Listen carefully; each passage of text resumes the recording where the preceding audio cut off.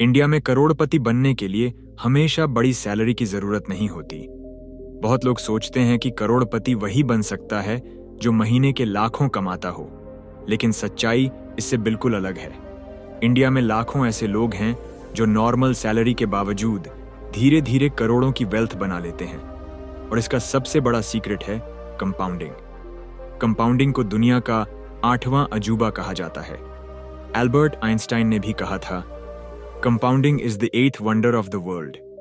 लेकिन ज्यादातर लोग इस पावर को समझते ही नहीं। आज मैं आपको एक ऐसा सिंपल एग्जाम्पल बताऊंगा जो आपकी सोच बदल देगा। मान लीजिए एक इंसान रोज सिर्फ आर्स 100 बचाता है, सिर्फ आर्स 100। इतना पैसा तो कई लोग रोज स्नैक्स या चाय पार खर्च कर देते हैं। लेकिन अगर वही आर्स 100 रोज इन्वेस्ट किया जाए तो क्या होगा? चलिए इसे समझते हैं। आर्स 100 रोज का मतलब होता है लगभग आर्स 3000 हर महीने।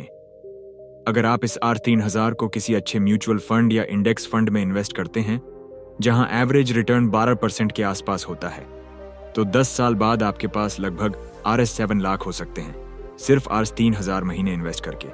अब सोचिए, अगर यही इन्वेस्टमेंट 20 साल तक चलता रहे तो वही पैसा लगभग आरएस 30 लाख के आसपास पहुंच सकता है। और अगर आप 30 साल तक कंटिन्यू करते हैं तो वही आर्स 3000 महीने का इन्वेस्टमेंट करीब 1 करोड़ रुपए तक पहुंच सकता है। यह है कंपाउंडिंग की असली ताकत। शुरुआत में ग्रोथ धीमी होती है, लेकिन जैसे जैसे टाइम बढ़ता है ग्रोथ तेज होती जाती है। इसे स्नोबॉल इफेक्ट कहते हैं। जैसे पहाड़ से नीचे लुढ़कती हुई बर्फ की गेंद शुरू में छोटी होती है, लेकिन धीरे धीरे बड़ी होती जाती है और अंत में बहुत बड़ी हो जाती है। वेल्थ बिल्डिंग भी बिल्कुल ऐसा ही है, लेकिन यहाँ एक बड़ी प्रॉब्लम है। ज्यादातर लोग इन्वेस्टिंग बहुत लेट शुरू करते हैं। कई लोग 35 या 40 साल की एज में इन्वेस्टमेंट शुरू करते हैं, लेकिन कंपाउंडिंग का सबसे बड़ा फायदा तब मिलता है जब आप जल्दी शुरू करते हैं।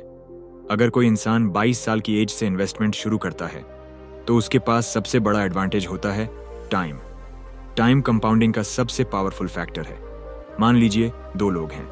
पहला इंसान 22 साल की एज से आर्स 3000 महीने इन्वेस्ट करना शुरू करता है, और दूसरा इंसान 32 साल की एज से इन्वेस्ट करना शुरू करता है। दोनों सेम अमाउंट इन्वेस्ट करते हैं, लेकिन 60 साल की एज तक पहले इंसान के पास दूसरे इंसान से कई गुना ज्यादा पैसा होगा, सिर्फ इसीलिए क्योंकि उसने जल्दी शुरुआत की। इसीलिए एक फेमस लाइन है, the best time to start investing was yesterday, the second best time is today. अब सवाल आता है, अगर किसी के पास ज्यादा पैसे नहीं हैं तो क्या वह इन्वेस्टमेंट शुरू कर सकता है? आंसर है बिल्कुल। इन्वेस्टमेंट शुरू करने के लिए हजारों रुपए की जरूरत नहीं होती।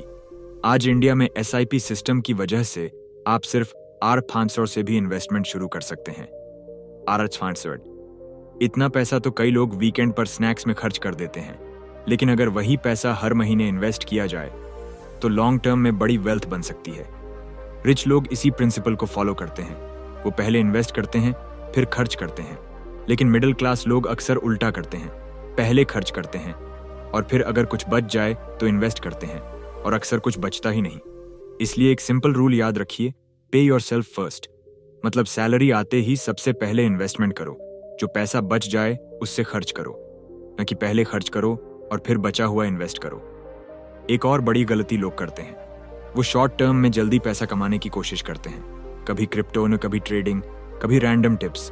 लेकिन वेल्थ बिल्डिंग कोई लॉटरी नहीं है। ये एक स्लो प्रोसेस है, डिसिप्लिन का प्रोसेस है, कंसिस्टेंसी का प्रोसेस है। अगर आप हर महीने रेगुलरली इन्वेस्ट करते हैं और लॉन्ग टर्म तक पेशेंस रखते हैं तो कंपाउंडिंग अपना काम खुद कर देती है और धीरे धीरे पैसा पैसा बनाना शुरू कर देता है। आज दुनिया के ज्यादातर रिच लोग इसी प्रिंसिपल से रिच बने हैं। Regular investing, long term patience और कंपाउंडिंग। वेल्थ बिल्ड करने का फॉर्मूला बहुत सिंपल है, अर्न, सेव, इन्वेस्ट, रिपीट। बस यही, कोई मैजिक ट्रिक नहीं, कोई सीक्रेट फॉर्मूला नहीं, सिर्फ सिंपल डिसिप्लिन। अगर आप आज से ही डिसाइड कर लें कि हर महीने इनकम का कुछ हिस्सा इन्वेस्ट करेंगे तो आने वाले 10-20 साल में आपकी फाइनेंशियल लाइफ पूरी तरह बदल सकती है। और सबसे अच्छी बात यह है कि शुरू करने के लिए आपको परफेक्ट टाइम का इंतजार नहीं करना पड़ता। आप आज से शुरू कर सकते हैं, छोटे अमाउंट से, लेकिन कंसिस्टेंसी के साथ, क्योंकि आखिर में वेल्थ वही बनाता है जो टाइम को अपना दोस्त बना लेता है।